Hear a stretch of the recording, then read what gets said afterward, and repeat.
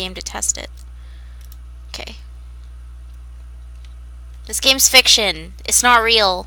Okay? So if you're in this game, I don't know why you're in it. Thanks.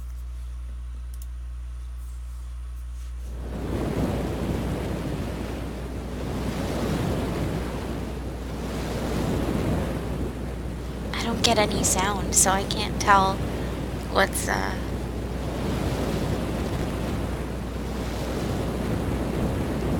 Oh, Jazz, no worries. I'm only playing a little bit tonight, so hopefully you can catch it a next time. Dead Space. Oh my god, I have all the Dead Space games. I don't think I'm gonna play them. Let's be honest. Oh, okay, that's not good.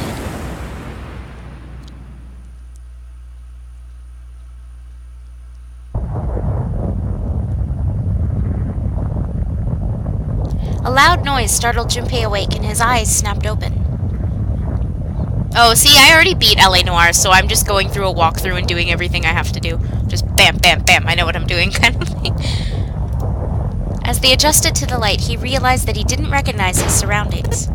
Ow! With a crack, Junpei's head connected with something metal. He rolled over and threw out his hand to steady himself, but he found himself groping at empty air. His balance lost and his still fuzzy mind struggling to understand what was going on, Junpei tumbled down to the cold, gray floor. Ow, god damn it! Oh, what the hell? Sorry, I can't be too loud either. I'll see you later, Jazz. I'll try and play it next time when you could stick around. And hey, Ming Ming! I'm so excited some of you guys already know this game. Junpei glared around the room, still trying to determine where he'd woken up. The fall had shaken the last cobwebs of sleep from his mind, and finally he understood where he'd fallen from. Stupé is in 999. Right? That's the first thing. I can't help but think of Junpei Iori all the time. It was a bed. A 3-level bunk bed, in fact. Junpei had fallen apparently from the topmost bunk. His shoulder hurt, his knee hurt, his hip hurt, his entire body hurt. He could feel a bump forming on his forehead where he'd slammed it against the low ceiling. Expect derps, by the way, because I'm reading for a long period of time, so... He wondered if that bump was the reason he felt his vision wavering a bit, but that seemed unlikely. At first, he thought the tremor that ran through his legs was just another effect of his rude awakening, but as he looked around, he realized it was real. The whole room was shaking. Was it an earthquake, he wondered? It didn't seem likely. It was shaking far too quickly for an earthquake. Then again, Junpei had no idea what it was, if not an earthquake. He tried to tell himself it was important. Junpei rubbed the growing bump on his head and gingerly climbed to his feet. His balance regained, he finally took his first good look around the room. And muttered to himself, "Where am I?" His pain momentarily forgotten in the face of the confusion of his circumstances, Junpei looked around the room once again. Minutes passed while Junpei struggled to get his bearings. Then, as suddenly as they had begun, the tremors ceased. A cold silence fell over the room. From somewhere far away, Junpei could hear the sound of metal squeaking. I apologize in advance for... Oh wait, no, that's Danganronpa. I was gonna say the boat creaking noises, but now I can't remember if that's this game or Danganronpa. I know Danganronpa 2 had one. He felt his stomach tighten. There were 1,000 things the sound could have been, but none of the things he could think of were good. In an attempt, already starting, to distract himself, Junpei looked around the room once more. There was a stove that looked more antique than functional. The 3-level bunk bed had mattresses that were so thin that they were little more than blankets. On the other side of the room was an identical bed, and set in the wall between the beds was a slightly dirty iron door. The first thing Junpei noticed about the door was the number roughly emblazoned across it. Let's not speak about Danganronpa 2's boat. The sound is playing in my mind right now. Off of memory. It's terrible. On the surface of the door, in red paint, someone had written 5. 5? What's this 5 mean? Suspicious and still utterly confused, Junpei approached the door slowly.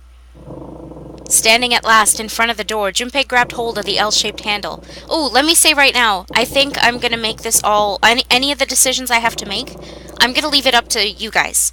especially those of you that haven't played. So be ready. Be ready to make some decisions. I'd like to think that'd be more fun for you guys. Standing at last in front of the door, Junpei grabbed hold of the L-shaped handle.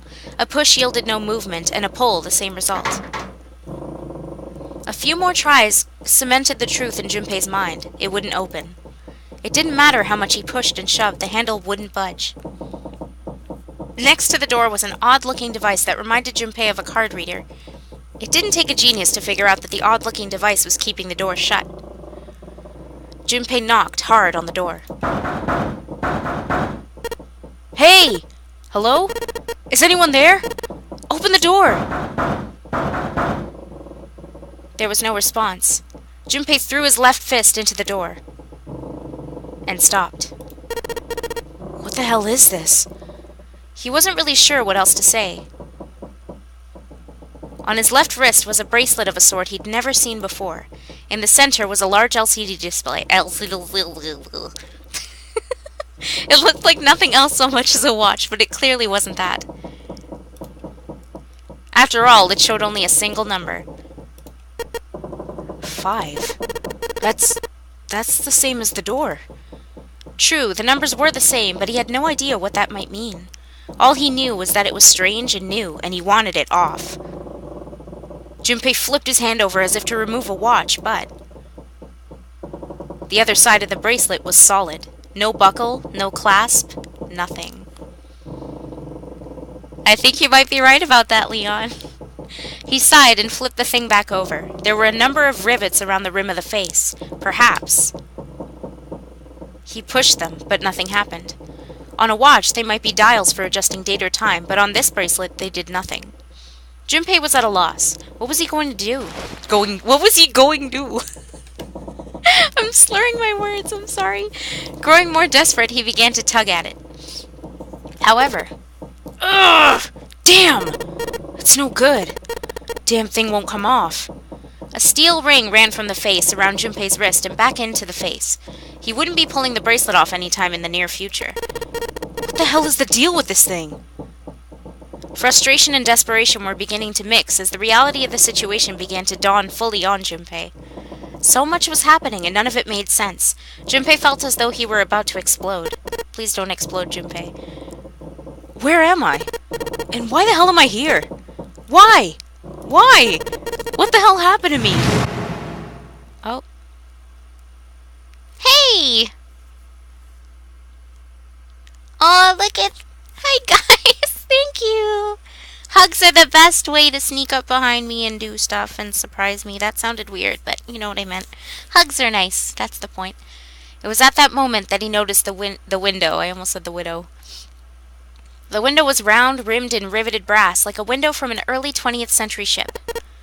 What? Wait, am I in a ship? Junpei walked slowly toward the window. He could see nothing beyond it but thick, impenetrable darkness.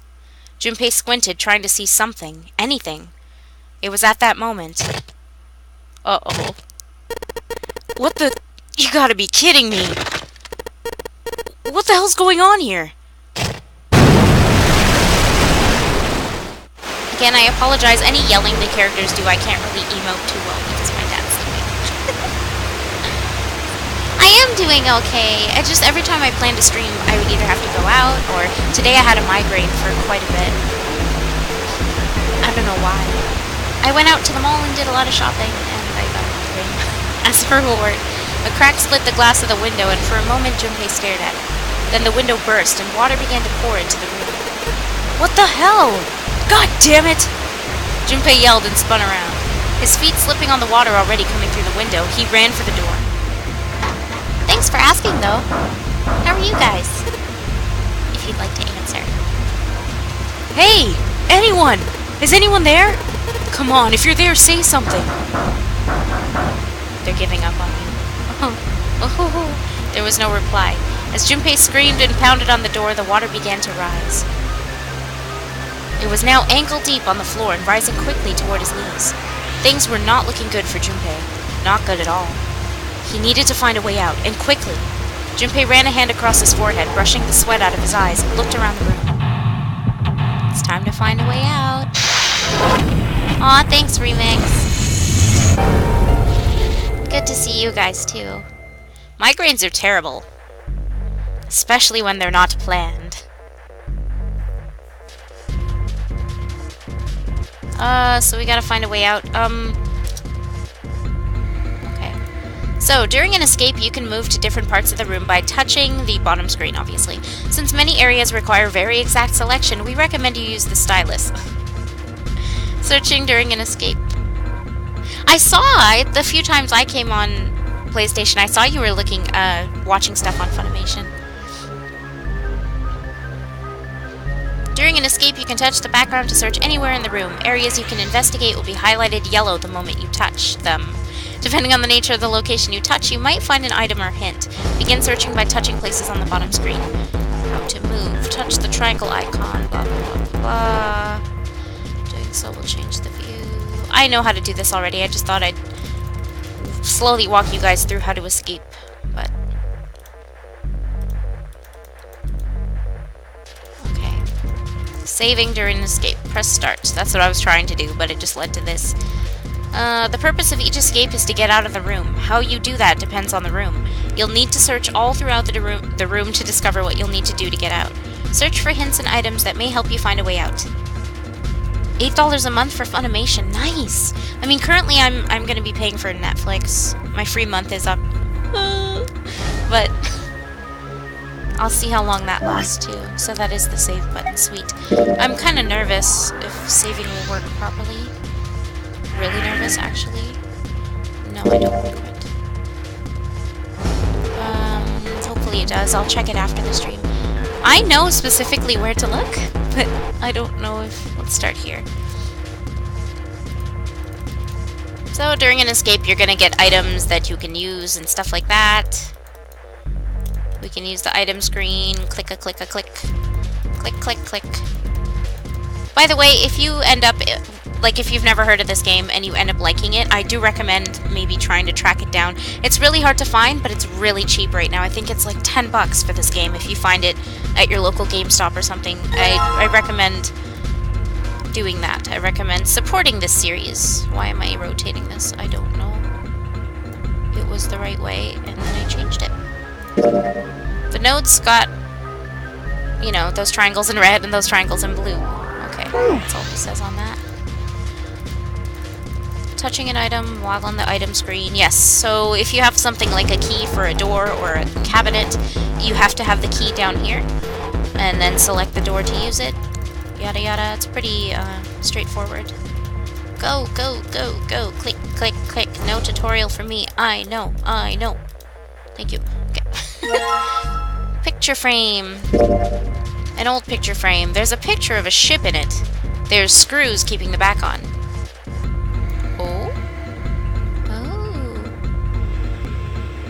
Is there a third game out? Because I'm currently playing the sequel, and, you know, I'm enjoying myself. And I was like, man, I hope there's more games in this series. So there is a third one. I hope we get it. So there you go. Even more incentive to go out and get it. If I could find a lot of copies, I would do that as a giveaway one day, but I haven't really... I've only seen one copy at my local GameStop. Water just keeps pouring through the window. It's like a waterfall. I don't think shoving something into the window is going to stop the water. In other words, if I don't want to die, I need to find a way out of this room. I have to figure this out. Okay, let's turn.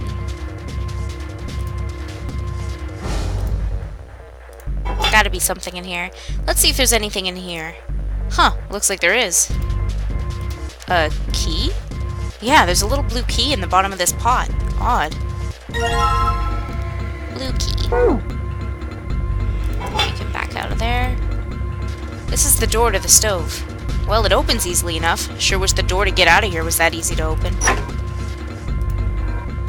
We got a screwdriver, so I'm actually going to use this now. So we're going to combine this with the photo, the frame thing. The screwdriver got those screws off easily enough. And here's the picture. It's a picture of an old cruise liner. Oh! So someone wrote a bunch of numbers and symbols on the back of the picture, huh? So there you go.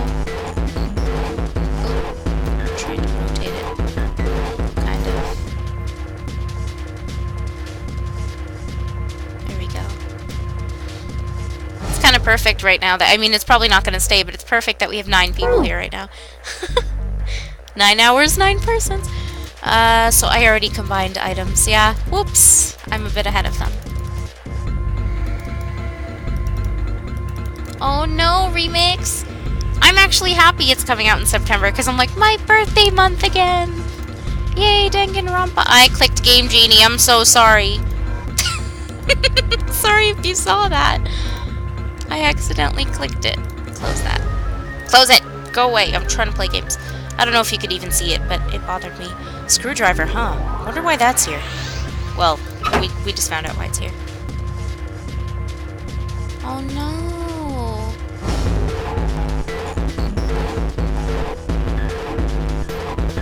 Oh no! I want it! I want it! Who did it? Oh, it's Axis Games that did it. We gotta beg Axis to help us. I can keep looking till the cows come home. All I'm gonna find up here is that pillow. Wow, Junpei. Till the cows come home. Isn't there anything else I can use? Yeah, try and fit them.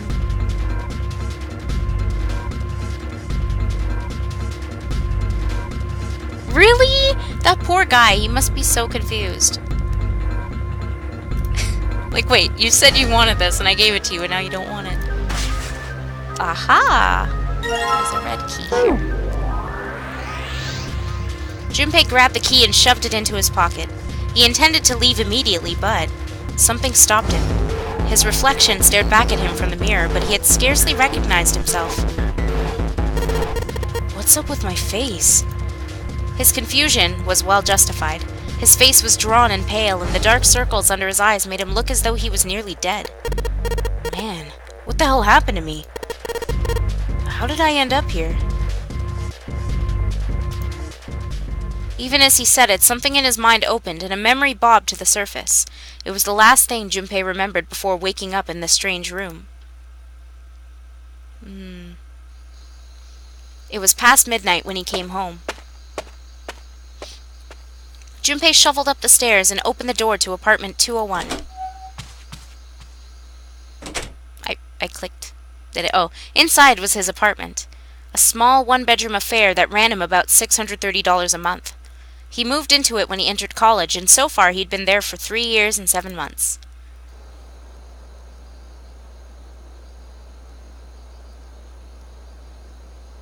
Oh, man. Can't wait till I see all that then. I still have a lot to go through in that game. He stepped inside and turned on the lights. The fluorescent lights on the ceiling blinked and flickered slowly to life, as if waking from a deep slumber. Their cold light illuminated the landscape he'd come home to so many times before. Everything was as he'd left it. The magazines piled up in the corner, what kind of magazines? The textbooks collecting dust, the CD cases covering the floor, the jeans and t-shirt he'd worn the day before then tossed onto the floor. That's messy, Junpei. There was one thing that didn't belong, however. There was a breeze. Breaths of cold night air wafted? I never know. Wafted. I'm gonna say wafted. I think that's what I say. Into his apartment, carrying the smells of autumn with them. Wafted? Wafted. Wafted. Wafted. No, I feel like this is one of those words where people pronounce it either way, but it's bothering me now. Where was I? The white curtain framing his window swayed gently in the wind. Huh, that's weird. Did I leave that open? Junpei walked toward the window, trying to remember if he'd closed it or not before he left. One of the panes was hanging open. He stuck his head out and looked around. Nothing seemed out of the ordinary. Junpei shrugged. He must have just left it open earlier. He closed the window. Then it happened. Stranger danger! Junpei turned and found himself face to mask with a man dressed in all black. The man wore a deep hood and a bulky gas mask. His face was entirely hidden. Junpei tried to scream, but all he could manage was a strangled croak. He tried to step toward the man, but his legs could no longer support his weight. Junpei collapsed to the floor, a crumpled heap of limbs like a discarded puppet. Too late, he noticed the white smoke that was quickly filling his apartment. A small object, shaped distressingly like a grenade, sat on the floor in front of his face, hissing. I needed to take a breath. The white smoke poured out of it at an incredible rate. The smoke had grown so thick that the details of Junpei's apartment began to fade into the white haze. He could feel his mind begin to fade as well, a white haze that was not the smoke creeping into the edges of his vision. Someone call 911! Stranger danger! Consider this a privilege. You've been chosen. Oh, gee, thanks, man. Her rasping voice wormed its way out of the gas mask. It was cold and harsh and distorted in some way Junpei couldn't put his finger on. You're going to participate in a game. The nonary game. It is a game where you will put your life on the line. That was the last thing Junpei remembered. The white smoke overpowered him. The masked man faded from his vision, and he felt his consciousness fall away into the white mist. Nope, times 10. Isn't it true? It's not just anybody in your house. It's somebody with a gas mask. Like, that's right. That guy with the gas mask. That son of a bitch must have taken me here. As to who the man was, or might have been, Junpei had no idea. Indeed, he wasn't even sure that his assailant had been a man. The voice had been cold and mechanical, likely passed through a voice changer, and the body had been covered in a thick cloak. Who was the man in the mask? Tuxedo mask. You've been chosen. Junpei remembered that much, but what it might mean, that was beyond him. Junpei had no idea where he was or why he was there. There was only one thing from his memory that seemed important. You're going to participate in a game. The nonary game. It is a game where you will put your life on the line. Oh, they're following the whole Danganronpa thing where we repeat what I just read in a flashback. The nonary game, huh? What the hell's a nonary game? God damn it! With a yell, Junpei drove... That wasn't really a yell, that was very calm. God damn it. Punch. With a yell, Junpei drove his fist into the mirror. Don't punch mirrors. 7 years bad luck if you break that. Okay, so we've got a red key. Let's see what we've got. We've got a red key and a blue key. And some notes. And a bed. Aha! Memo from bed. And... is there anything else? Huh, damn, nothing here. Okay. That's the only reason I didn't read the top part. So, let's check this out. Probably need a key for it, because it's blue. No dice, it's locked tight. Let's see if there's anything in the keyhole. Now there is. Alright, let's see what happens if I put this blue key in the keyhole. And nothing. I guess I'm gonna need some sort of code for the dial. So, during an escape, your investigation may trigger one of several mini-games. All operations for the mini-games are done by touching the bottom screen. Touch it. Touching is good. Some mini-games will require you to manipulate something, while others will only require you to apply the right object or touch the right thing. Okay. Okay. Yeah, I know. Okay, that's pretty straightforward. Maybe it's time for some drink. Click while clicking.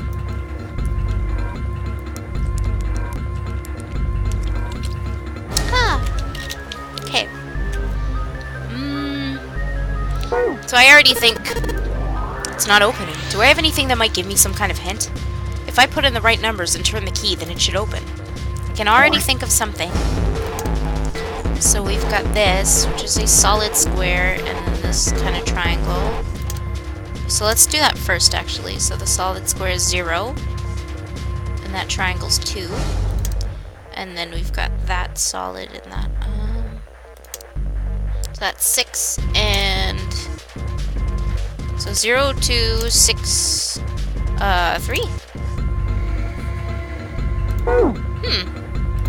Let's try that. I don't know if that'll work, but let's try it. Maybe.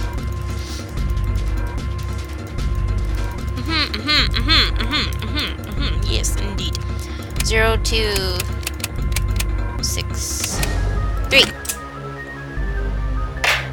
Alright, let's see if these numbers work. A turn of the key, and hey, looks like it's working. Yes! Alright, let's open it up. I did it! Yay! Yes, it opened! Looks like there's something in here. What is this? A file? That's not a key to get out of here. Okay, so if we find any documents or notes, they will be stored in this nice red book.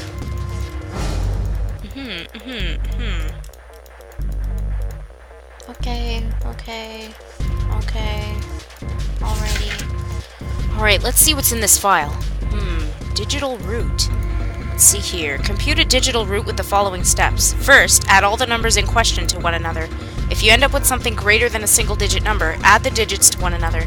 For instance, if you have a double-digit number, add the number in the tens place to the number in the ones place. I hate math. Keep adding digits in this manner until you have a single-digit answer. That final single digit is your digital root.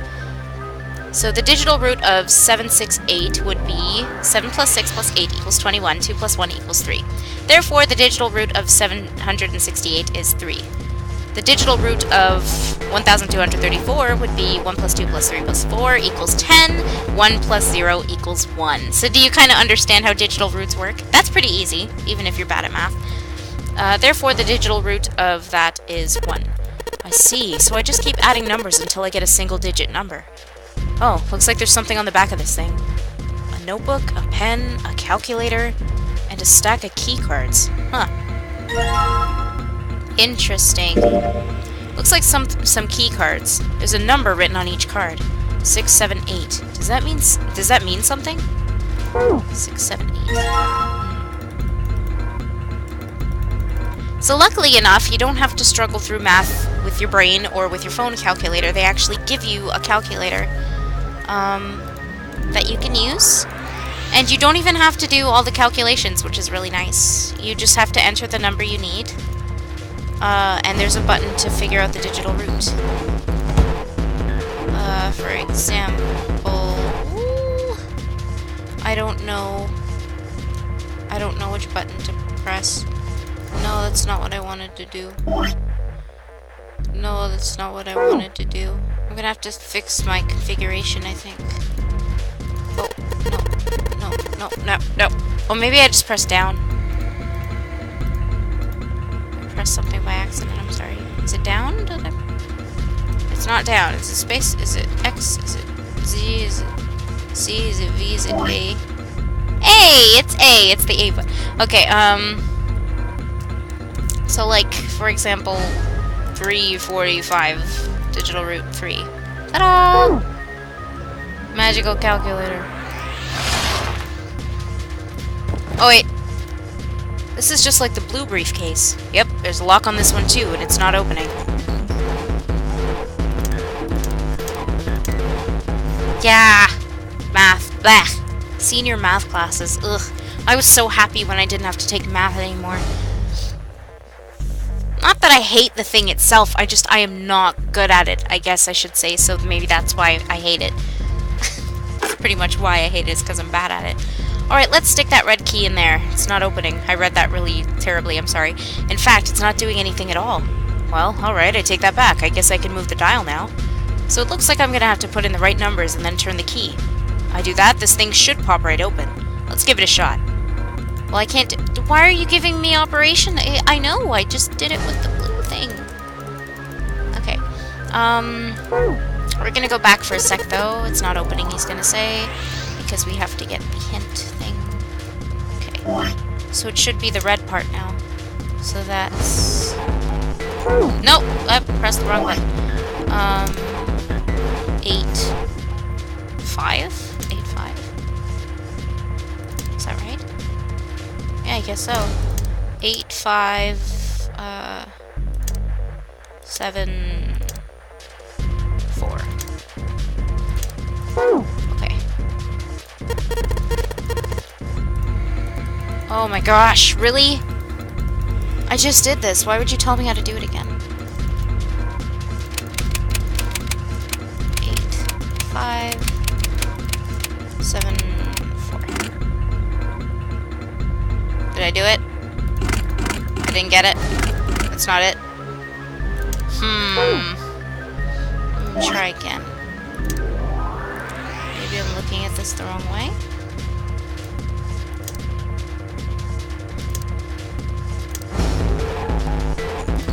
No, it's definitely 8, 5 now.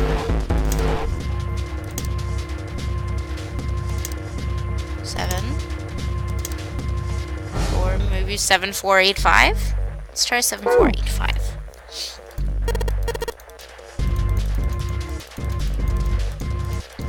tutorial every time. What did I say? 7-4? Oh, I passed this up. 7, 4, 8, 5. I put it in backwards. Well, there we go. Yes, I unlocked it. I guess I did. It's opening. Aha! Stack of red key cards. These look like key cards. There's a number on each one. 1, 2, 3. Okay, let's go investigate this door. Here. Or, well, this even.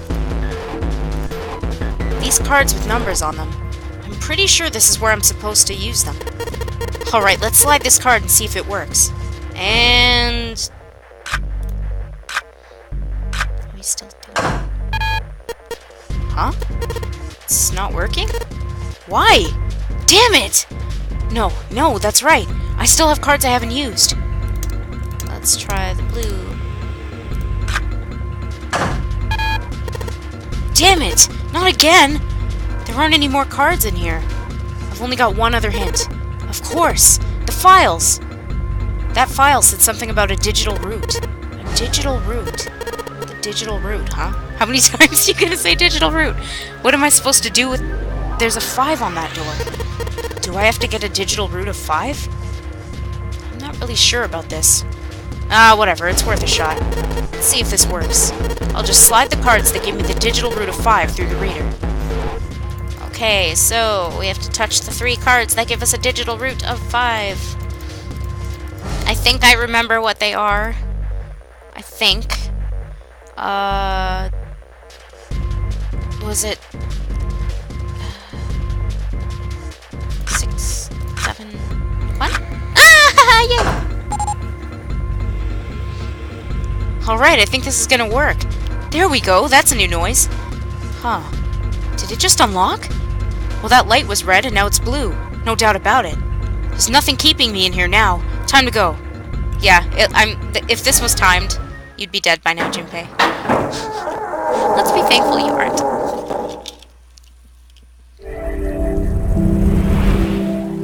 I love how the game's like, you found it! Good job, you did it! Accompanied by a wall of angry water, Junpei shot out of the room and into the opposing wall. Gasping to catch his breath, he looked around. He was in a narrow hallway. The water that had followed him out of the room was rapidly pouring out of the door. It flowed quickly down the hallway and slammed into the foot of the short flight of stairs. Just 5 steps, in fact. And at the top of this short staircase... A door! Another door! Junpei leapt up the stairs, straight for the door. The door burst open and Junpei exploded out of it, only to freeze in his tracks. What other possible response could there have been to what he saw? What the hell? His voice trailed off, and all he could do was stare. Whoa. A polished floor stretched out before him, ornate staircases rising up from the edges, each one of them equidistant, I can do it, I can read, from the others. The stairs and pillars were solid wood, and Art Nouveau embellishments and decorations covered the walls and pillars. Art Nouveau. That's what that means, Art Nouveau. It looked like nothing so much as the entrance to a luxurious mansion from the early 1900s. Junpei couldn't help but wonder, was he really in a ship? The water quickly filling the hallway behind him suggested that, yes, he was. As he looked, a fresh wave rolled out of the room he'd been in, gathering speed as it moved toward the stairs. Yeah, that's what I thought. This is totally a boat... Wait, what the hell? What?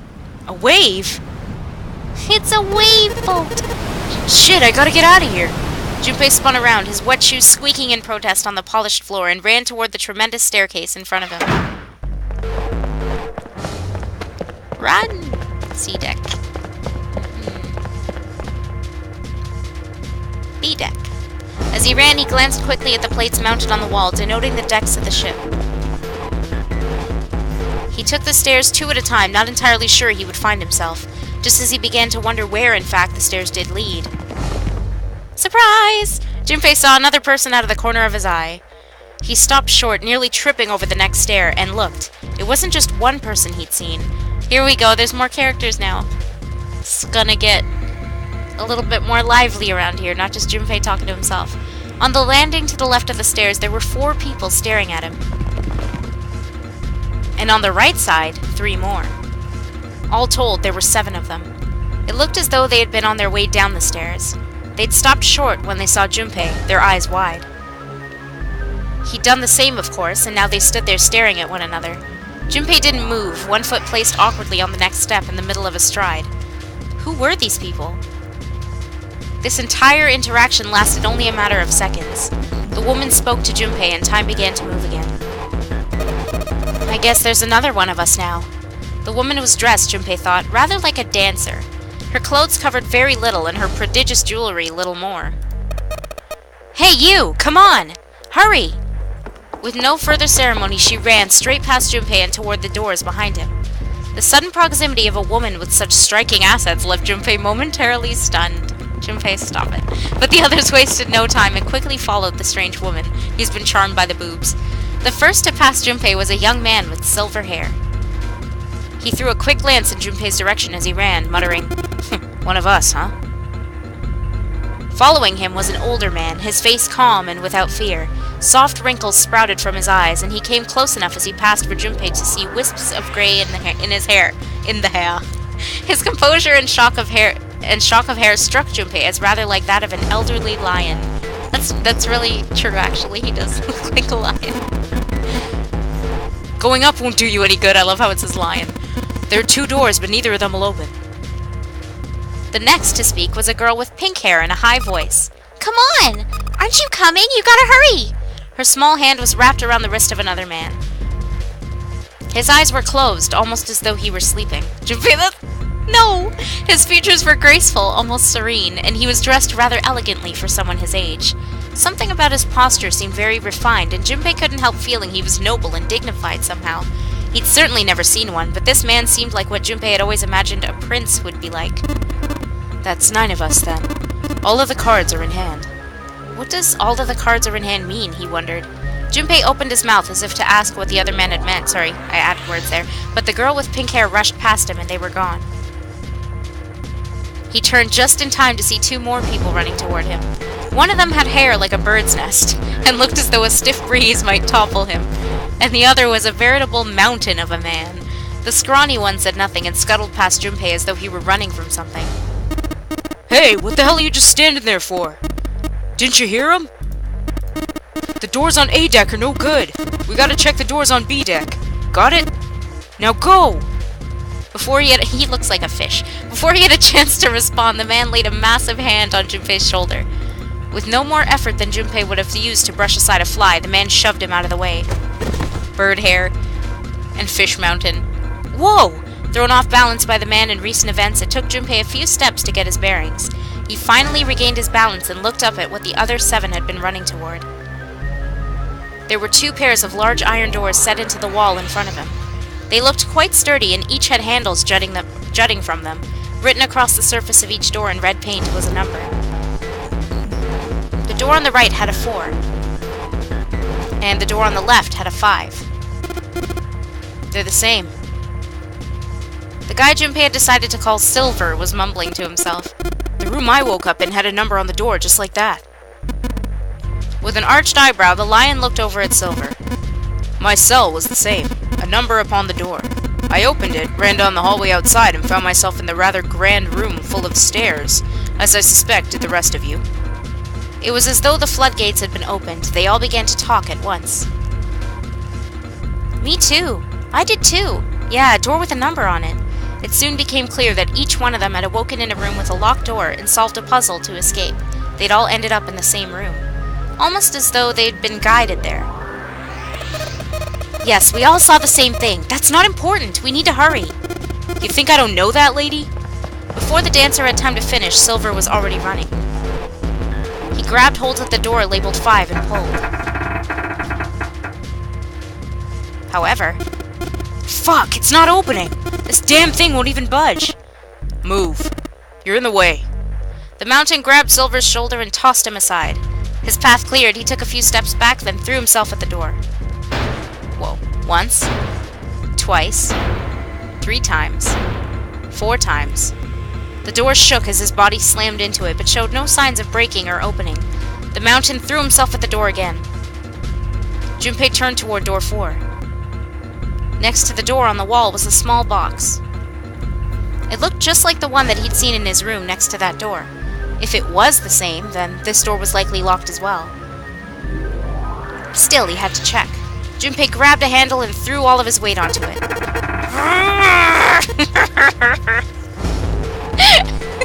Gah! It was locked as tight as the door next to it, as he suspected. Damn it! Junpei punched the door. It did not respond. What, was the door supposed to say, hey, stop punching me? Like, what? Were these the only doors, he wondered? He'd barely finished the thought when the C-deck plate he'd passed on his way up sprang unbidden to his mind. I'm still laughing about that thing. His body moved before he had time to think. Junpei turned and ran back toward the stairs. He had scarcely taken a step when, at the top of the stairs, next to an ornate clock embedded in the wall, he saw a person. Oh my, hello there. It was a girl. She looked to be the same age as Junpei. He froze, unable to look away from her face. She looks very pretty. He wasn't confounded by her beauty or something equally silly, sure. No, there was another reason he couldn't take his eyes off the girl. Junpei had seen her somewhere before. He couldn't quite remember where, but he knew. He knew he'd met her before. The girl, too, stared at Junpei, similarly stunned. Her response suggested she'd seen him before as well,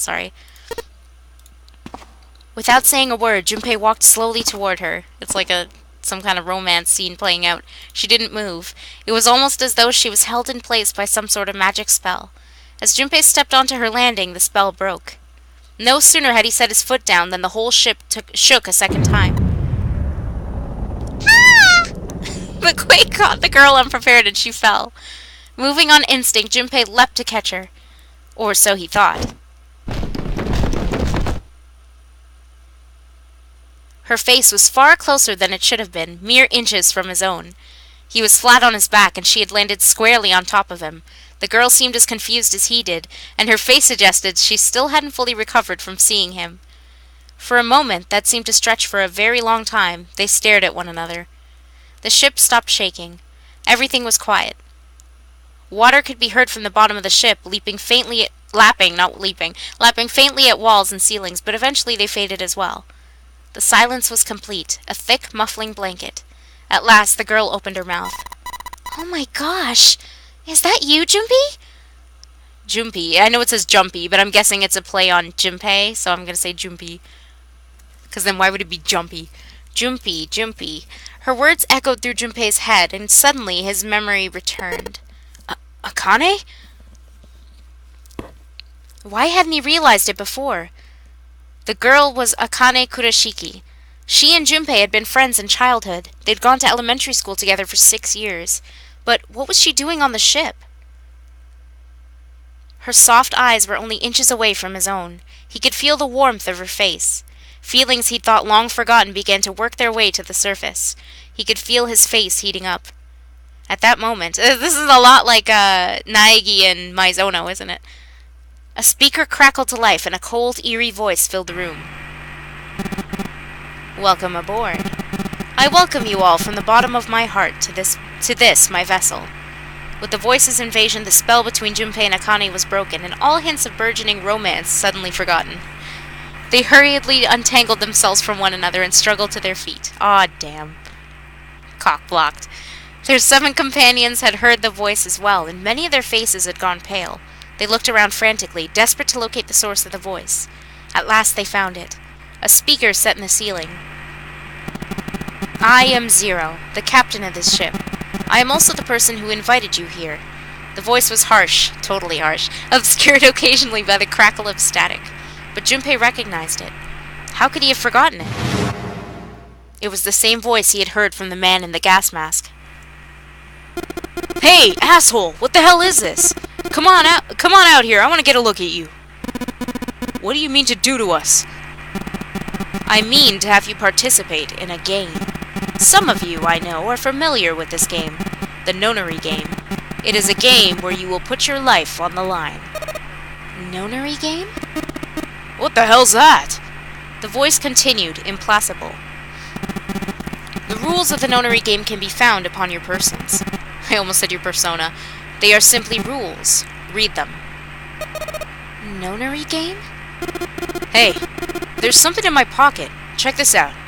Silver reached into his pocket and pulled out a small slip of paper. The rest of them reached into their own pockets and pulled out similar slips of paper. Junpei followed suit and dug into the pocket of his pants. He felt the telltale crumple of paper, slightly damp from his earlier ordeal. Hey, I got one too! Then it would seem Zero has seen fit to grace us each with a letter. Would you mind terribly reading it to us, young man? His request had been delivered to Junpei, who, after a short moment of surprise, did as he'd been asked. On this ship, you'll find a handful of doors emblazoned with numbers.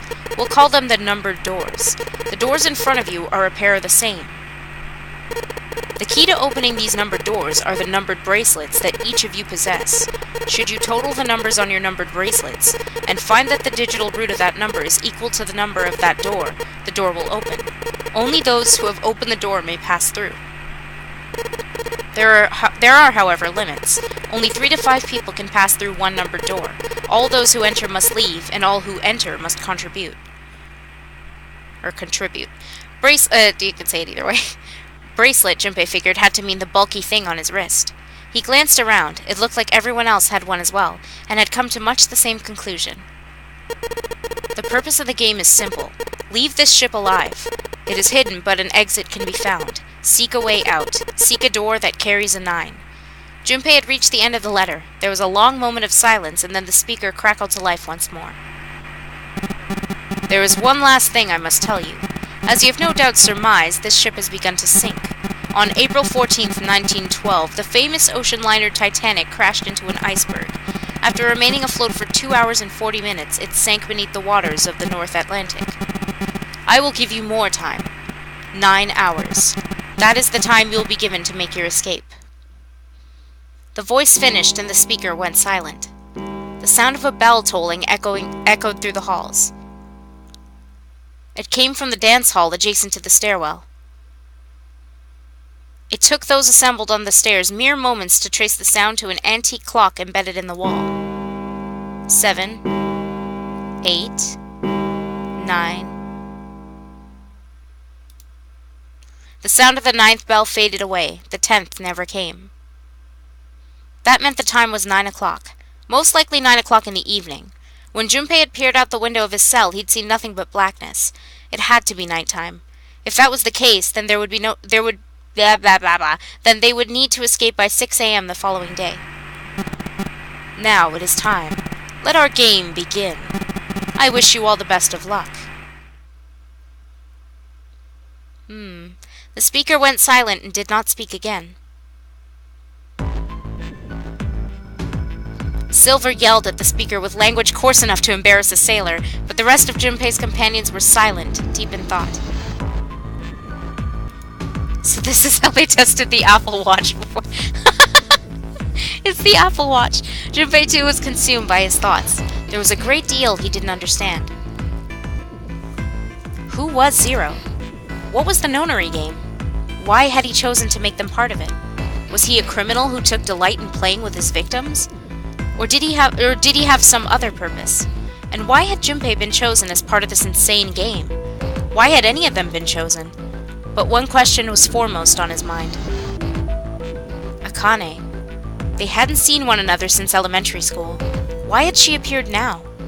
Coincidence? No, that seemed impossible. There had to be a reason. He didn't know what it might be, but there had to be a reason. Very well. The lion's voice seemed oddly loud in the silence. Standing around here won't do us any good. Best we get moving, don't you think? Get moving? Are you planning to open the numbered doors? Hey, wait! Don't tell me you're actually going to do what this Zero says! No, that's not what I mean. The lion shook his head, mildly annoyed. I'm saying let's find another way. After all, we haven't really examined this place yet. What?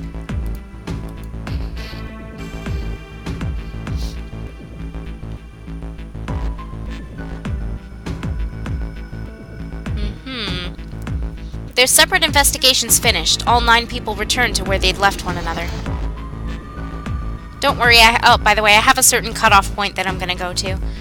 The result of all their work was nothing. They were completely sealed in. Their hard work had not gone completely to waste, however. They had learned a number of things as they'd scoured the parts of the ship they could reach. It seemed that they were confined to decks A through C. Sorry if my mouse thing was in the way. My pointer probably was for most of the time. I'll try and keep it in the corner. C deck was as far down as they would be able to go, however. The reason being that D deck was completely submerged. Strangely, however, the water had risen no higher than D deck. The flow seemed to have been stopped somehow, as evidenced by the surface of the water on D deck, which was as smooth as glass. The prince knelt down and gently drew his hand across it. Perhaps this Zero fellow has used some sort of remote control to seal a watertight door lower down. He said that our time limit was 9 hours. In other words, this water won't rise for 9 hours. Then you're saying we won't sink till then? Well, that may be a little too optimistic. No point in wishful thinking, sorry. There were 3 metal doors on C deck. A single door stood off to the side with 2 more on the wall facing the central staircase. None of them had numbers or verification devices. They were, however, locked like the other doors. No matter how much they pushed and shoved, the doors refused to move. The mountain and the lion threw themselves against them a few times, but to no avail. The door in the back had a keyhole. Just above it was a strange mark in the shape of a circle surrounding a dot. There were 2 other doors on C deck as well, but it was clear they were elevators, as each had a button next to it with an upside-down triangle. They tried pushing the button. No response. Apparently, there was no power running to the elevators. To the left of the elevator doors was a card reader. That's the sign for Saturn. The card reader also had a strange mark on it. It looked like a lowercase h with a dash across, drawn across the upper stem of the H. Junpei stared at it for a while. This is the symbol of Saturn. It's an astrological symbol. See, my Sailor Moon fandom is showing. Then the mark on the door. I think that was the sun symbol. They had seen the same symbols on A deck. There was a door on either side of the stairs. The one on the left had a keyhole with a similar symbol engraved on it. This is an Earth symbol. The horizontal line symbolizes the equator and the vertical one represents the prime meridian. Junpei looked up at the ceiling. There was a great circle cut in it, perhaps for a skylight or a glass dome, but it had been filled with a gargantuan metal plate. The metal looked very solid. Anything short of an explosive charge was unlikely to damage it. There were several windows along both sides of the ship, or at least there had been. They too were covered with metal plates. In other words,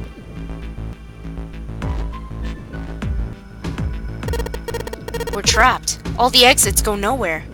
Junpei was not happy. The girl with pink hair spoke up. Well, I'm sure they go somewhere. We just can't open them. Then the mountain spoke.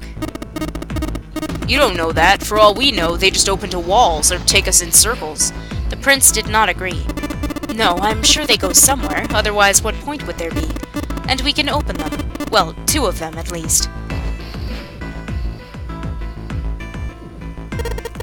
You mean the numbered doors? I should probably save. I haven't saved in a while.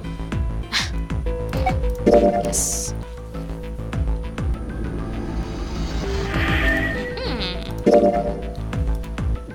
All eyes turned toward the doors with numbers on them. The atmosphere in the room grew tense. Hey, wait a minute. I think I said this earlier, but I don't think we should do that. The dancer moved in front of the doors as if to block them. We'd have to be crazy to open these doors. If we do that, we're doing exactly what Zero wants us to do. Suddenly, everyone began to speak at once. I agree. I don't. That's a terrible idea. We should keep going. We should stay here. We don't have any other way to open any of these doors. We should just wait. Someone's bound to come find us. We don't have time for that. In 8.5 hours, this ship is going to sink. The clamor of voices made it next to impossible to determine who was saying what. Their arguments grew more and more intense until people were shouting and screaming at one another. Junpei had remained silent, but at last he could take no more. Hey! Shut up! They fell silent and all eyes turned to Junpei. He felt each stare burning into him, but he refused to flinch. Before we try and decide where we're going to go, there's something else we ought to do. What's that? We need to exchange information. We don't know anything about each other. I want to know who you guys are. Who you are, where you came from, why you ended up here. Don't Don't tell me you weren't curious too. They were silent. Some of them looked the other way, or bit their lip, or crossed their arms and stared at the ceiling. But one of them spoke up. It was Akane. I agree. I think Junpei's right. Junpei? Oh, I'm sorry, I'm talking about him. I just call him Junpei. His name is Junpei. She pointed toward Junpei. We're childhood friends. We went to the same elementary school. Wait, stop! Don't tell us stuff we didn't ask you about. Zero's probably watching us right now. What are you gonna do if he's listening in? Would that be bad? Hell yeah, it would! We don't know how much that bastard knows about us. Maybe he just picked a bunch of random people to kidnap. If that is the case, then it'd be dangerous for us to let him know too much. If Zero knows who we are, he could go after our families. Maybe he'd tell us he had them to get us to do stuff, you know? But we still need to know what our names are. It's going to be hard to talk to each other if we don't have names. Alright, then why don't we have code names? To him, apparently, it seemed like the obvious solution. Code names? Yeah, we'll each pick something. Like, I'll be 7. 7? Sorry, I wasn't sure if it was Akane or him. Zero? Is Snake there too? Maybe. 7? Why are you 7? It seemed a fair question. The mountain stuck out his left arm. Because this bracelet number says 7. Oh, I get it. Yeah, that's a good idea. He smirked. Alright, I'm gonna be Santa. Any of you chumps know Japanese? No? Well, san means 3, so I'll be Santa. Fanta. So I'll be Santa. You know, like Santa Claus. Fits, don't you think? Then your bracelet number... Yeah, it's got a 3 on it. Good job, Grandpa. Just like the mountain had done, Silver thrust out his left hand. Sure enough, the face of his bracelet read 3. Very well then. I'll go next, shall I? My bracelet number is 1. Given that, I think Ace seems appropriate. I'll be Lotus then. As I'm sure you all know, it has 8 petals. Which means, of course, that my bracelet number is... 8. I would appreciate it if you would call me Snake. There you go, Remix! My bracelet number is 2. Since Ace has chosen cards, then I choose dice. Snake Eyes, clearly. Which is particularly relevant given that I am blind. Blind? Really? He'd kept his eyes closed during their entire ordeal, which had suggested something strange, but to hear it said so casually, it was something of a surprise. Everyone seemed a little nervous at the prince's proclamation, but no one seemed to know how to react to it. There was one person, however, who didn't seem to be surprised in the least. The girl with pink hair. I want to be Clover. You know, like a 4-leaf clover? Good luck, right? Looking almost bored, she held out her left hand. It's full circle now. You got Zero and Snake. The face of her bracelet showed the number 4. They'd come around to Junpei. He held out his bracelet. Alright, my number's 5, so my code name's gonna be... Why have one? It's not like there's any point to it now. The dancer cut him off in mid-sentence. Aw, poor Junpei. I mean, we all know your name already. You're Junpei. Oh. They all nodded. Akane stepped forward nervously. Then you should all call me by my name, too. Because, I mean, it doesn't seem... It doesn't seem fair to Junpei? You're thinking it's not cool for you to hide your name after you told us his? Akane fidgeted awkwardly. Junpei decided he had to do something. What's your bracelet number? It's 6. She hesitated for a moment, then held out her left hand. As she'd claimed, the bracelet's face showed a 6. Junpei looked at it for a moment, and thought. Alright then, why don't we call you June? June? Yeah, you know, it's the 6th month of the year. So you're June. Junpei. Akane kneaded her hands and looked up at Junpei, uncertain. He smiled back at her reassuringly. Are you good with that? She thought about it for a few more minutes, then seemed to come to a decision and gave Junpei a small nod. Their names decided, Junpei ran over them quickly in his head. 1 was Ace. 2 was Snake. 3 was Santa. 4 was Clover. 5 was Junpei's number. Akane was 6, and Junpei had given her the codename of June. 7 was 7. And 8 was Lotus. That meant that 8 of them, including Junpei, had revealed their bracelet numbers. But there was still one person left. His face. He was the man with glasses and hair like a bird's nest. He hadn't said anything since they'd met on the stairs, and he didn't look like the sort of person who was inclined to conversation. His skin was pale, his breathing was heavy, and he was soaked with nervous sweat. His behavior seemed very suspicious, or perhaps simply emotionally unstable. It was difficult to tell. Whatever the case, it seemed clear that he had only a fingertip's worth of a grip on his sanity. The girl with pink hair, Clover, walked up to him slowly. She put her hands on her hips and eyed him suspiciously. What number are you? He didn't answer. His bloodshot eyes twitched from person to person, and his breath came in hot pants. Hey, I'm talking to you. The man licked his dry lips with a shaking tongue and spoke with a voice like old paper. Isn't it obvious? There are 9 people here, and you know who numbers 1 through 8 are. I'm the only one left. So you're 9? Yeah. He extended a trembling arm. The bracelet did indeed say 9. Clover looked at it contemptuously. What's your code name? Code name? What do you want us to call you? We all made up names. You should too. I don't need one. Why not? Because I'm not gonna stay here with you. He took a shuddering breath and exhaled. Clover looked at him with something very like disgust. You've got some sort of plan. I do. Yeah? What's that? You sure you want to know? Yeah? All right. Let me show you. I'm gonna do this. Ah! By the time they realized what he was doing, it was too late to stop him. The man's body moved like a snake's. In the blink of an eye, he had slid around behind her and wrapped his arm around her waist.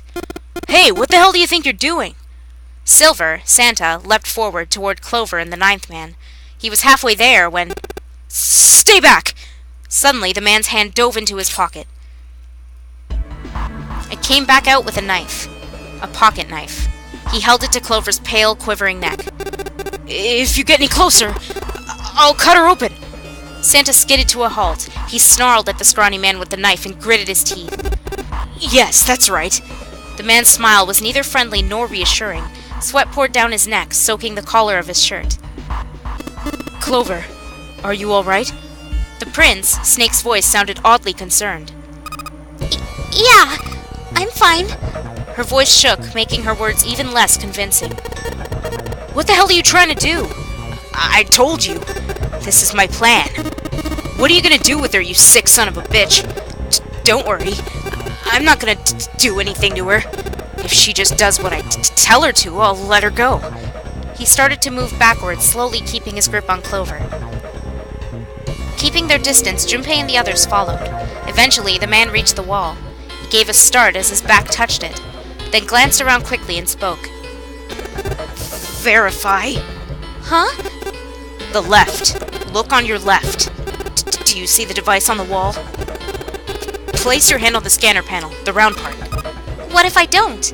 The man's nostrils flared and he looked like he was about to choke. Are you an idiot? What do you think? I could slit your throat right now. I'll kill you if I have to. All I need is your bracelet. Just do it! Do it now! He pressed the knife against Clover's neck hard. Slowly, she stretched her left hand out toward the device. Pedo alert. Her back was to it, and she had to feel around for a moment before she found the circular panel. It made a cold electronic noise, and on the display above her hand, an asterisk appeared. So that's how it works, Junpei thought to himself. By placing one's palm on what the 9th man had called the scanner panel, the user's bracelet number would be entered into the device. Should you total the numbers on your numbered bracelets and find that the digital root of that number is equal to the number of that door, the door will open. Junpei shifted his eyes to the door itself. The number on it was 5. The 9th man seemed to know a little more about the device's operation than he should. How had he known exactly what to do? Good. Good, you're done. Next. His bloodshot eyes crept from person to person until finally they stopped on the lion, Ace. You, right? You're the one with the number 1 bracelet, right? Yes, I am. So? Then you're next. Just verify your number like this little brat did. What are you doing? Do it!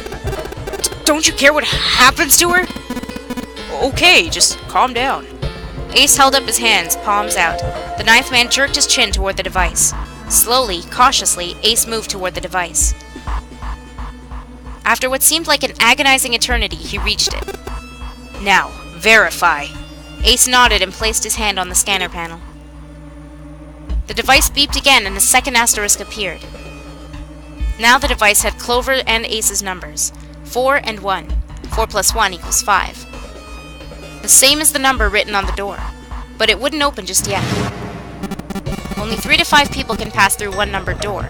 The door needed at least one more person. Who would that be? Get back! His voice shook, but the knife he held to Clover's throat made his words a command. Ace took 2, then 3 steps back. No! Farther! More than that! Go all the way back! Slowly, Ace did what he was told. The ninth man's lips curled into a cruel, twisted smile. That was when Junpei understood his plan. Clover's 4 and Ace's 1. Added to the ninth man's 9. 4 plus 1 plus 9 equals 14. 1 plus 4 equals 5. In other words...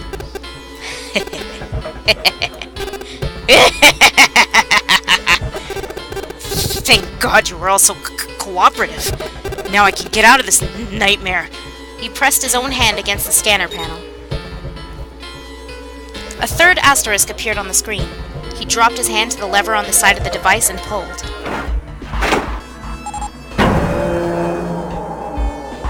Wow, it's 11:31 already. The door opened with a heavy metallic groan. He let go of Clover. Wait! Junpei leapt toward the ninth man, but he wasn't fast enough.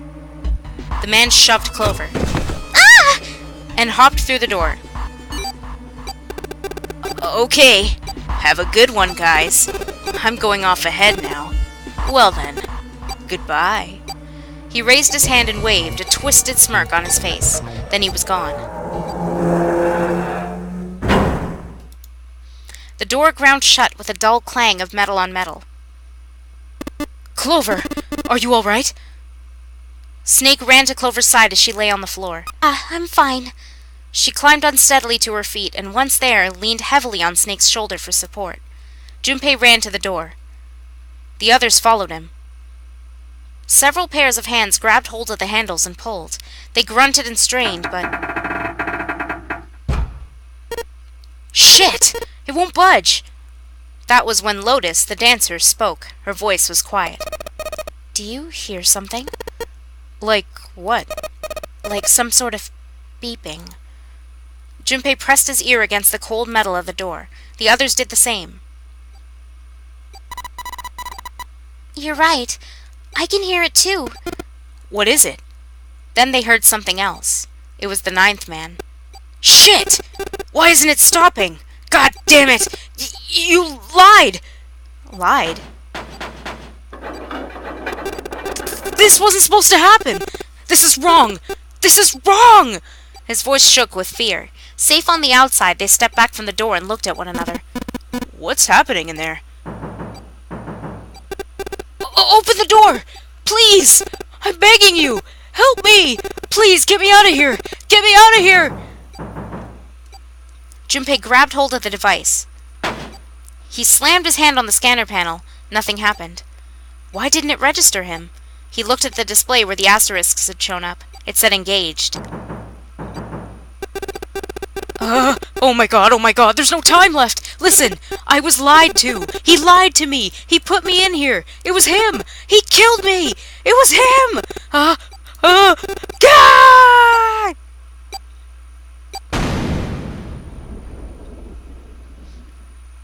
Did you? Had a feeling? The explosion rocked the room. Instinctively, they ducked, then stood up slowly when they realized there was no danger. No one spoke. Silence filled the room. In that silence, the electronic tone that echoed across the room sounded as loud as a gunshot. All eyes turned toward it. It had come from the device mounted next to the door. The display changed from engaged to vacant. Let's see if we can open it. 7, the mountain, swallowed hard. Junpei nodded and placed his hand on the scanner panel. A red asterisk appeared on the LCD panel. The device had registered Junpei's bracelet number, 5. His was not enough, however. At least 2 more people were needed. Junpei asked, which pair? I think it's... 5.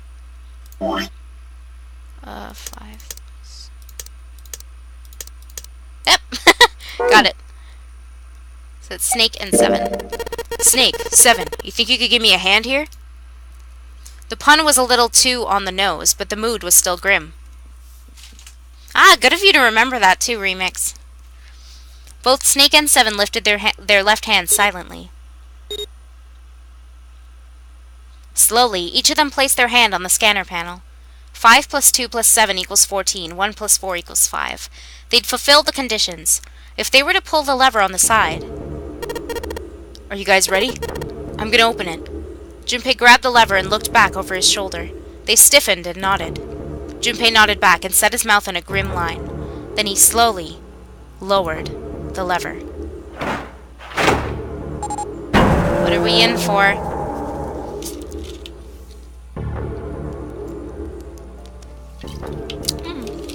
There was a metallic groan and the door slid open. A breath of air drifted out of it, carrying a stench that nearly made them gag. Junpei grimaced and put a hand over his mouth. Oh my god. Good God. Lotus and Ace shuddered. 7 grunted. Whoa, that's pretty bad.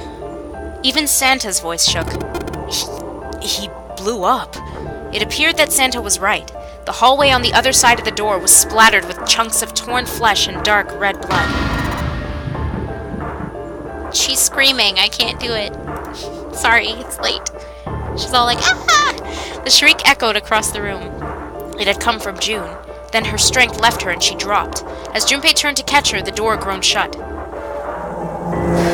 Gross. She crumpled to the floor. June, you okay? Junpei dropped to his knees and put his arms around her shoulders. That was when he noticed. Her whole body was feverish. She was radiating intense heat. What the hell? Where'd this fever come from? June didn't answer. Her face looked like wax, and her whole body began to shake. Alright, let's just rest for a minute, okay? You think you can walk? She nodded weakly. Junpei lifted June to her feet and guided her to a nearby chair. Here we go. As gently as he could, he set her down in it. How are you feeling? Are you alright? She nodded, and as she did, a single huge tear rolled down the side of her face. Why? Why did this happen? Her voice cracked, broken by misery and grief and choked by sobs. Why did this happen? Junpei spun around. Do any of you know what the fuck is going on here? Who's Zero? What's this nonary game? Come on, anybody? Anything? What the hell's going on? What are we doing here? No one spoke. Ace, Snake, Santa, Clover, 7, and Lotus. They simply stood there, 7 pairs of downcast eyes, pairs, not peers, and 7 grim lines for mouths. June's body shook with silent sobs. They slowed as the minutes ticked by, and eventually they stopped.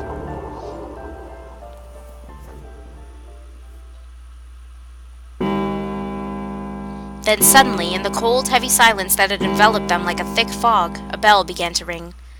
The clock in the central hall. 7, 8, 9, 10 times. And then, on the 10th ring, it stopped. The sound of the bell faded away into silence. It's 10 o'clock then. Ace said what each one of them had been thinking. That means it's been an hour since Zero's little announcement. 7's deep voice echoed across the room. Fuck! I've heard enough of this crap! Santa leapt to his feet, his fists clenched. How long are we gonna pussyfoot around like this? We've only got 8 hours until this time limit Zero was going on about is up.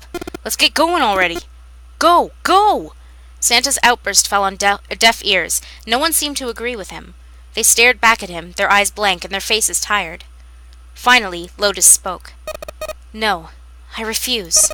I'm not going to end up like him. Him? You mean the 9th man? Of course. Who else? In his mind's eye, Junpei saw the corpse again. The dark reddish-black pool of blood. The scattered pieces of flesh. Organs strewn across the floor like the blossoming of a grotesque flower. The explosion that had torn through his body had been powerful. The 9th man's neck had been twisted at an odd angle. Junpei suspected the detonation had thrown him against the wall. Half of his face was crushed and the other half was covered in blood.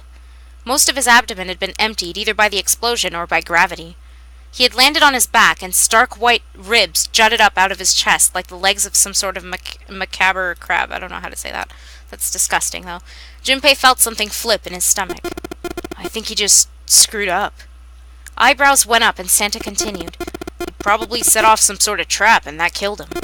I'm not gonna screw up like that. I'm getting out of here alive.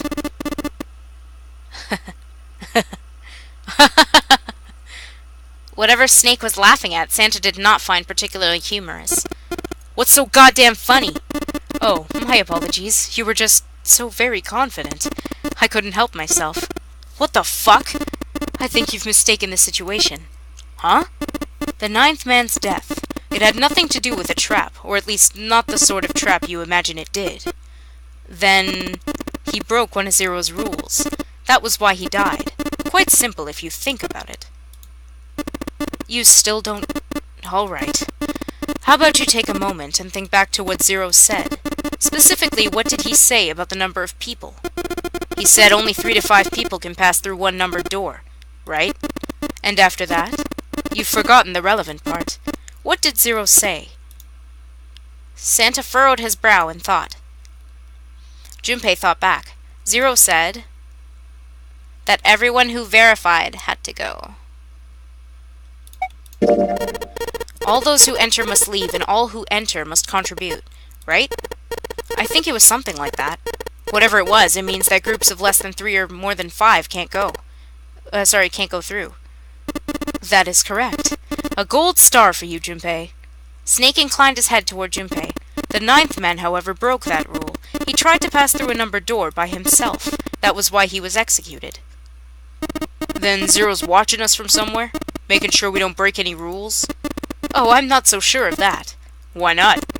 Because this execution system is entirely automatic. You didn't notice? There's no need for him to monitor us. What do you mean? What you mean? Snake looked at Seven with what could only be described as pity and sighed. Very well. I see it must be me who tells you. I've waited long enough, I suppose.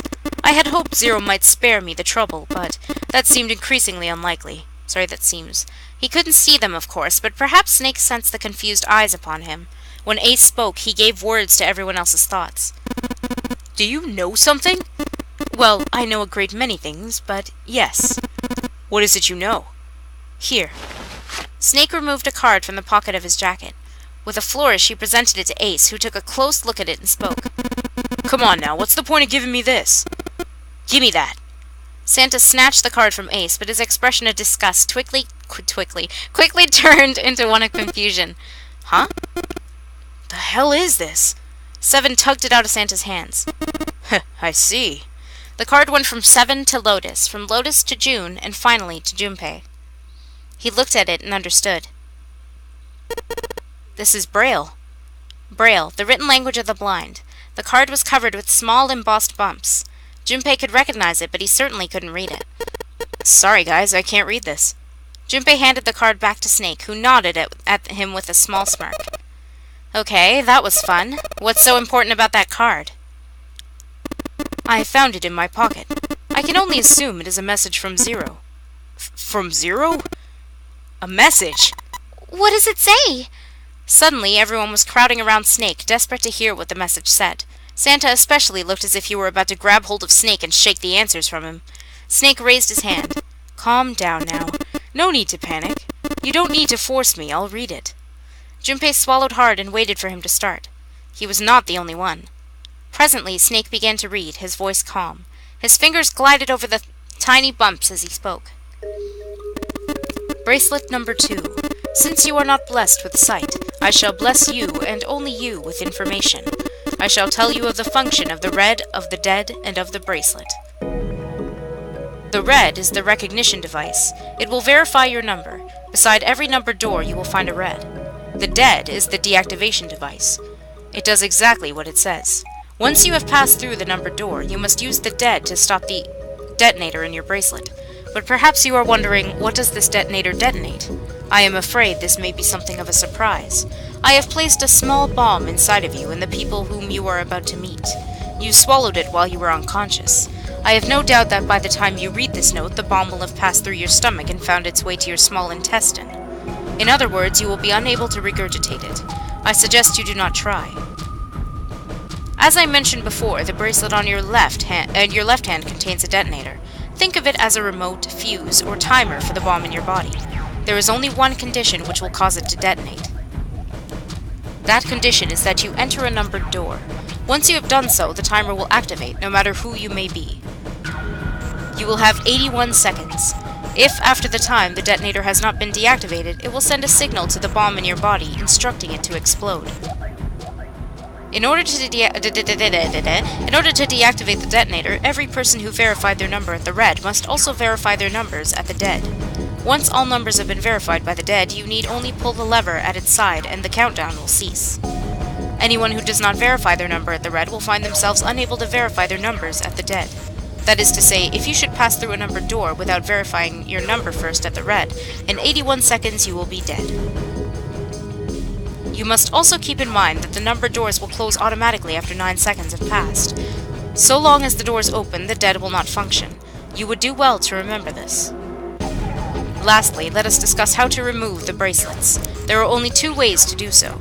1. You escape from the ship. 2. Your heart rate reaches 0. In other words, once the bracelet is taken outside the confines of the ship or detects that its wearer's heartbeat has fallen to 0, it will shut down automatically. There is no other way to remove your bracelet. If you attempt to force it off or disable the detonator, the bomb within you will immediately explode. This is all the information which I can impart to you. How you choose to use it is for you to decide. If used wisely, you can eliminate those who might be a danger to you. For a time, you would be able to control your fate. I wish you the best of luck. Wow, that's intense. Snake finished reading and carefully returned the card to his pocket. The message had been lengthy, but its meaning was clear. Only those who verified their numbers at the red could pass through the numbered doors. Teams could not increase or decrease their numbers. The Reds, Deads, and Bracelets enforced the rules. They were judge, jury, and executioner. I think we're gonna get to choose which door we want to go through soon. And once I reach that point, before you even choose a door, I think I'm gonna save. Or maybe I'll ask you which door you want, and then I'll remember it for next time. In defiance of Zero's suggestions, both Santa and Seven put fingers down their throats and began to gag. The rest stiffened. Some touched their stomachs, some simply stared at their bracelets. Junpei gingerly touched his stomach. There was a bomb inside his body. The thought of it made him queasy. His stomach felt oddly hollow and his legs were weak. Why had Zero designed such a ludicrous game? Junpei looked over at the others. All right, I'm gonna ask one more time. Do any of you know anything about Zero? They were all silent, each person waiting to hear what the others would say. Finally, Santa spoke. Actually, I saw him. I saw Zero when I got grabbed. I didn't see his face, though. Son of a bitch was wearing some kind of gas mask. What the hell? Come on, guys, give me something. You know, like surprise or something. Instead, it was Santa who looked surprised. There was a moment of silence, and then everyone spoke at once. Yeah, I saw him too. Me too. He was wearing a gas mask. As stories were sorted out, the truth became clear. All of their stories were the same. They had been abducted at home, at midnight. The person claiming to be Zero had worn a mask. There had been white smoke, and then each person had passed out. When they awoke, they found themselves on D-deck in a room with a 3-level bunk bed. Only Seven's story seemed to lack the details of the others. Oh, me? Yeah, well, mine was just like the rest of yours. That was all he had said. It had occurred to Junpei that at the time it sounded somewhat strange, but he didn't press the issue. He hadn't done so because there was something that struck him as even stranger. That was the mystery of the relationship between Snake and Clover. For some reason, they had been abducted from the same room and woken up in the same room. Junpei looked at them thoughtfully. So, what's the deal with the two of you, anyway? It was Clover that answered. Clearly, she felt she had nothing to hide. We're siblings. Siblings? Yes? Snake's my older brother, obviously. That means I'm his little sister. That really so hard to understand? Junpei was taken aback. The others seemed just as surprised. She is correct, of course. He laid his hand on Clover's shoulder. Are you surprised? Well, yeah, but... Why? There are other people here with connections to one another. Those two, for instance. Snake pointed at Junpei and June. Oh, you mean between Junpei and me? Ah, yes. You did say you were childhood friends, didn't you? You went to school together? Yeah. June glanced at Junpei, uncomfortable with the sudden attention. Junpei felt somewhat nervous as well and tried to scratch his head as casually as possible. Hey, you think maybe we could figure out who Zero is this way? Yeah, you're right. You connect the dots between the victims and that leads you to the perp. Textbook stuff.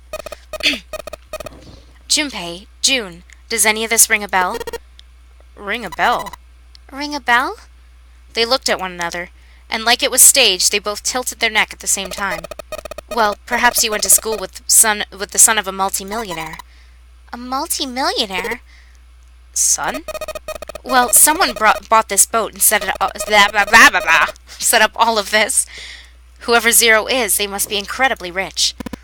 Well, we can't be sure of that. To me, this seems as though it's the work of an organization, not an individual.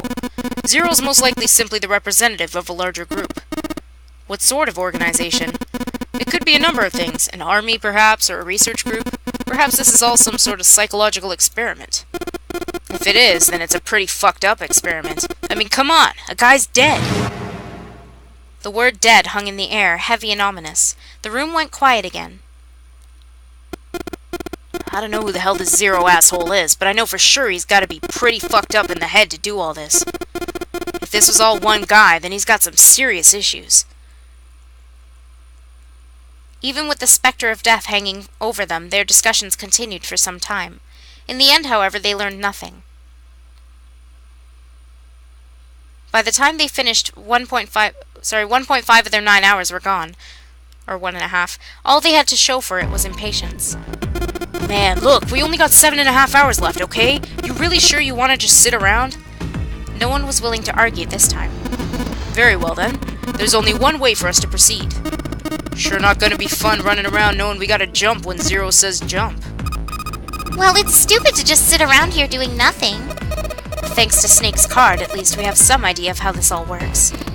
Correct, and so long as we follow the rules, we will most likely be alright. But what? who's going to go in which door? June looked toward the numbered doors. Oh yeah, that's right. We can't have any more than 5 people in one door. All 8 of us can't go into the same door. Then it would seem we'll have to split up. Wait! Lotus looked terrified. I'm telling you now, there is no way in hell that I'm going into door 5. Come now, don't be selfish. Call me whatever the hell you want. I'm not going in there. If I'm going to have to walk through all that blood, then I'd rather stay here. And we were doing so well.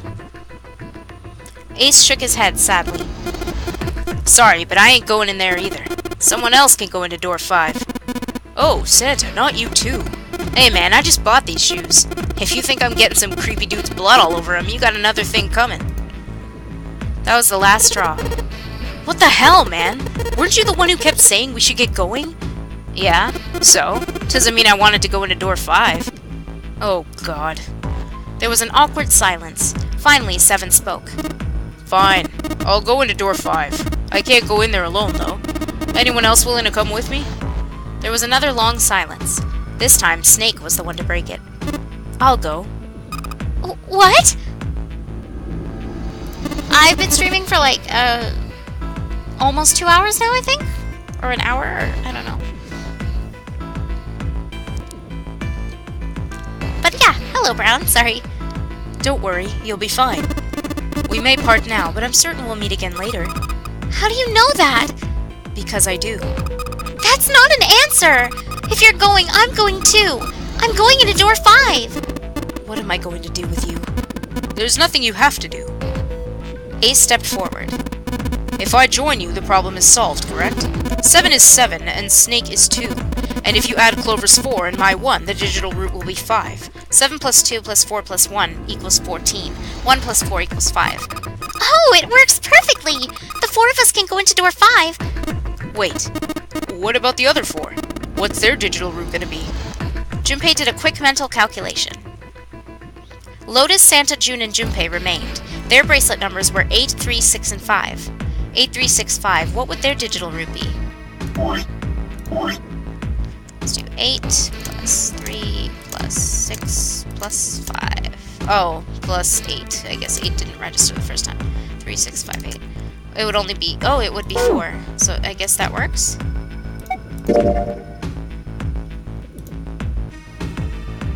He repeated what he determined.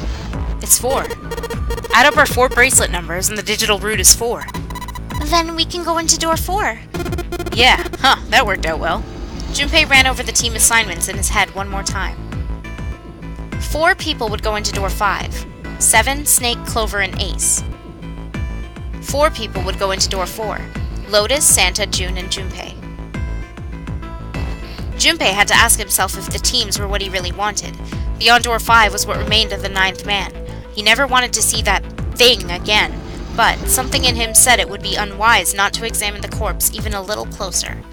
Of course, if he went through door 5, he wouldn't be going with Lotus and Santa. True, it would be possible for him to bring June with him through door 5, but that would mean she would have to see the horrific carnage that waited there. Junpei didn't want that. Junpei was torn. Should he stay silent and go through door 4? Or should he stop them all and insist on door 5? As he turned his options over and over in his mind, Ace spoke up. Alright then. It seems we've reached a conclusion. Shall we go? He began to walk toward door 5. Clover and Snake followed, with 7 a short distance behind. Junpei. So, which door do you want to go through? Do you want to go through door 4 or door 5? I'm going to save while I wait for your answer, and I could probably answer Brown's question.